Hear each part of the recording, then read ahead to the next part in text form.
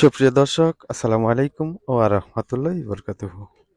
আজ আমরা আমাদের এই যাত্রা হবে আহ, গর্বিত ইসলামপুর থেকে কোঠাইল বাজার পর্যন্ত। আমরা আছি আমার ভাতিজা এবং আমি, সাথে আপনারা যাব হচ্ছে গোঠাইল বাজার। আপনারা যারা জামালপুর ডিস্ট্রিক্টে থাকেন অবশ্যই গোঠাইল বাজার এবং ইসলামপুর দুটাই চিনে থাকবেন। আহ, সামনে পাচ্ছি একজন মুরব্বীকে। ইসলামপুর বাজার থেকে চলে আসছি অনেক দূর, কিন্তু রাস্তাটা চিনি না। অবশ্য ওনাকে জিজ্ঞাসা করলাম যে কাকা, ইসলামপুর যাব কিভাবে। তো উনি অনেক বিনয়ের মাধ্যমে আমাদেরকে দেখিয়ে দিলেন যে এইভাবে এইভাবে যাও, তাহলে তোমরা গোঠাইল বাজার এবং নদী দেখতে পাবে। তো কাকার কাছে এই জিনিসগুলা জানার ছিল, বা কত দূর, কত কিলোমিটার, কিভাবে যাব, সেটাই মূলত কাকার কাছ থেকে শুনে নিলাম। কাকা অনেক সুন্দর করে আমাদেরকে বলল যে বাজান, তোমরা তো এই এলাকায় নতুন, অবশ্যই তোমরা এইভাবে এইভাবে যাবে। হ্যাঁ, তো কাকার কাছে কথা শেষ করে আবার চলে যাচ্ছি। রাস্তার দুপাশে দেখুন, যেহেতু চর এলাকা তারপরও রাস্তার দুপাশে অনেক সুন্দর, আমার কাছে অনেক ভালো লাগছে। আপনাদের কাছে কেমন লাগে অবশ্যই ভিডিওর মাধ্যমে, কমেন্টের মাধ্যমে জানাবেন। আহ চলছি ধীরগতিতে, এবং রাস্তায় দু একটি করে অটো এবং হচ্ছে বাস চলাফেরা করে। বেশিরভাগ দেখছি এই রাস্তায় অটো চলাচল করতেছে, এবং অনেক নিরিবিলি রাস্তা।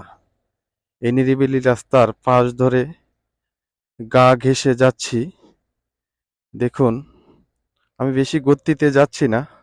বেশি গতিতে গেলে হয়তো আপনাদের এই সিনারিগুলো এবং প্রাকৃতিক দৃশ্যগুলো আপনাদেরকে দেখাতে পারবো না, সেই জন্য অনেক আস্তে যাচ্ছি।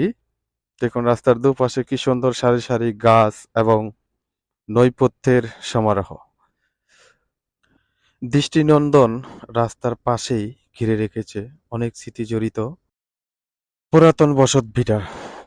এই পারে আছে যমুনা নদীর ভাঙ্গন তীরের সব মানুষগুলো এই পারে আসে ঘরবাড়ি করেছে। অবশ্য আমরা যমুনা নদীর পাশেই যাচ্ছি, আপনাদেরকে দেখাবো। আহ, আমরা রাস্তা ভুল করেছি।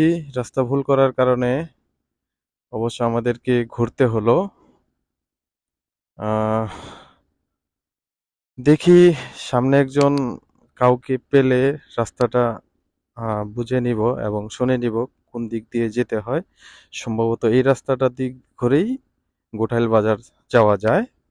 তো আমরা আনুমানিক চলে যাচ্ছি, দেখি সামনে কি হয়। সরু রাস্তা এবং রাস্তার পাশেই অসাধারণ ধানের ক্ষেত এবং হচ্ছে প্রাচীর, গাছপালা, অভয়ারণ্য। রাস্তাটি ছিল আমার কাছে অনেক সুন্দর, এবং তার পাশ দিয়ে দু একটি বাড়ি। এই বাড়িগুলো আমার কাছে অনেক ভালো লেগেল।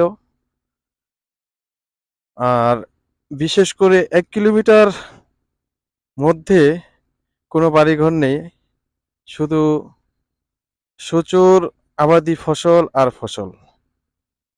রাস্তাটা অবশ্য ছোট, সেই ছোট রাস্তা ধরেই আমরা যাচ্ছি আমাদের গন্তব্যস্থ সেই গোঠাইল বাজার। সেখানে গিয়ে দেখব গোঠাইল বেড়িবাঁধ, এবং আপনাদেরকে দেখাবো আমার এই ভিডিওর মাধ্যমে গোঠাইল বেড়িবাঁধটা কেমন। অবশ্য বেশি সময় লাগবে না, আর চলে যাব অতি তাড়াতাড়ি।